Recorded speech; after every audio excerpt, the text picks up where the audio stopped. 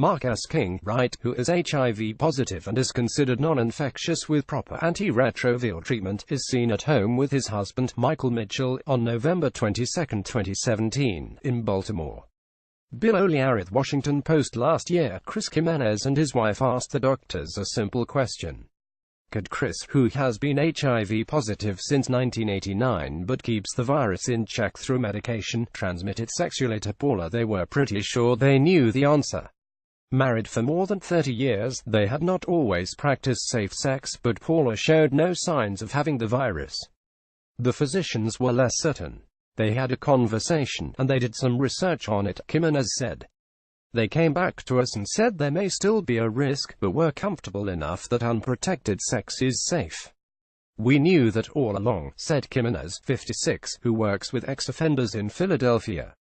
Simple acknowledgments like that one, spoken quietly in the privacy of doctors' offices, marked the arrival of a historic moment in the history of HIV. Medical authorities are publicly agreeing that people with undetectable viral loads cannot transmit the virus that causes AIDS.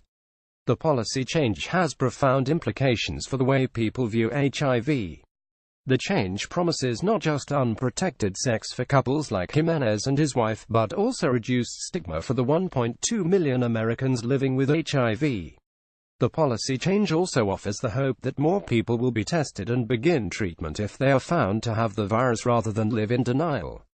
There was something in me that said I'm damaged and I made a mistake, and people see it and I'm a danger, said Mark S. King, 56, a writer and activist who tested positive for HIV in 1985.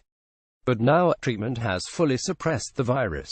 When I finally internalized this message, something suddenly lifted off of me that is hard to describe.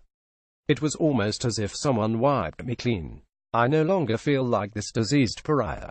King hoists Henry the cat as another cat speeds by. Bill O'Leary, Washington Post. Once considered a death sentence, HIV infection can now be managed via medication, much like chronic diseases such as diabetes, and people with the virus live full lives. The rate of new infections in the United States dropped by 10% from 2010 to 37,600 in 2014, according to the U.S. Centers for Disease Control and Prevention. Fewer than 7,000 people died of HIV/AIDS that year. In July, Anthony S. Fauci, head of the National Institute of Allergy and Infectious Diseases and one of the world's leading authorities on HIV, publicly agreed at an international conference that people with undetectable viral loads in the blood cannot transmit the virus.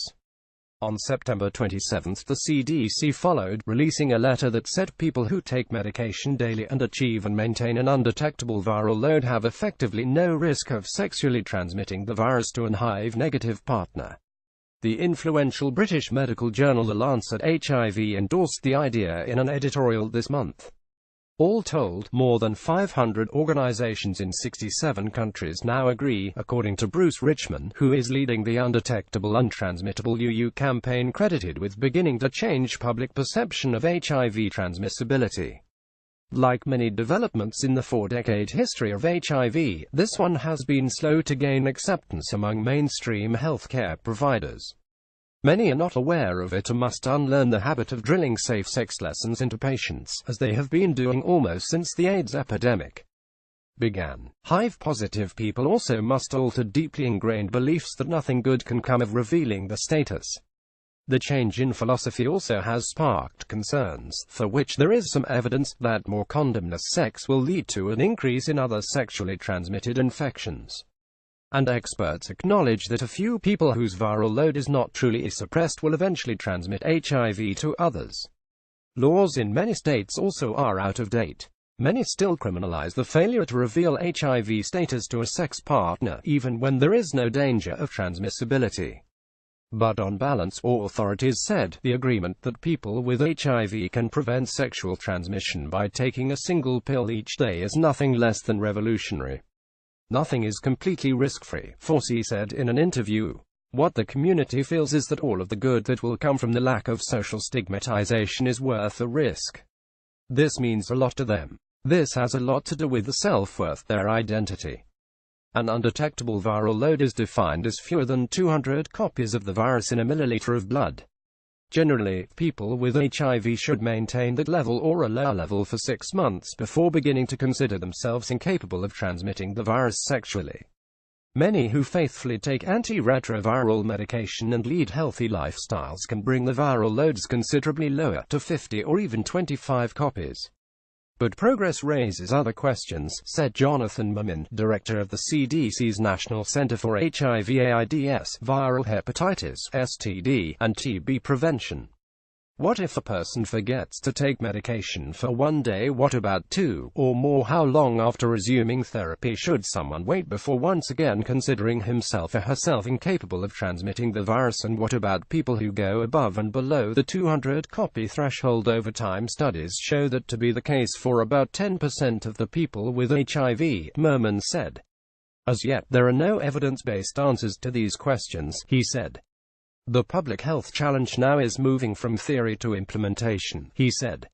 Many questions arise following the information that when a person with HIV has an undetectable viral load, he has effectively no risk of transmitting the virus. In 2008, Swiss experts announced that those with undetectable levels of HIV could not transmit HIV through sex. But the world was not ready to hear the message then.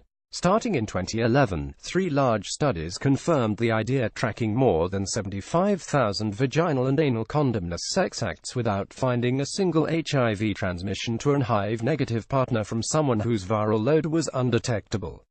The initial 2011 study was named Breakthrough of the Year by Science magazine. Now the challenge is to get the message out to HIV-positive people, caregivers and the public. And that process has been slow. I would tell everyone about this, friends and family and people I wanted to date, and I was coming across so much resistance because major institutions were saying this is wrong, Richman said. He launched UU last year, initially a lonely and sometimes controversial campaign to let the world know something that many people with HIV had concluded for themselves. His breakthrough moment came in August 2016 when New York City's health department signed on.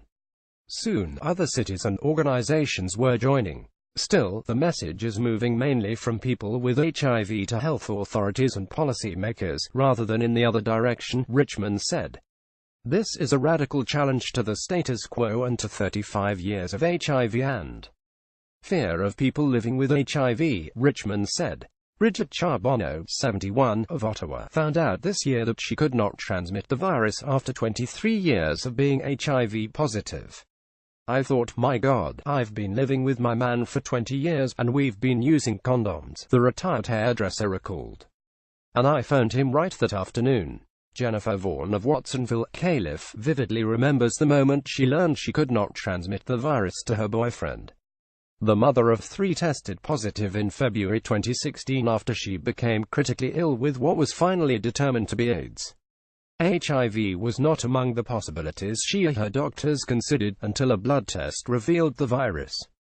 She thinks she was infected by a previous boyfriend with a history of intravenous drug use. Vaughan attended a speech Richman gave and was talking with him in a parking lot outside a Starbucks. He'll never forget him saying those words, "You can't transmit the virus if you're undetectable," the 47-year-old substitute teacher recalled. And I said, wait, what? It was like the sky opened. Are you kidding? There's, like, zero risk. I don't feel like I'm a threat anymore. I don't feel like I'm dirty. I don't feel like I'm a dangerous person.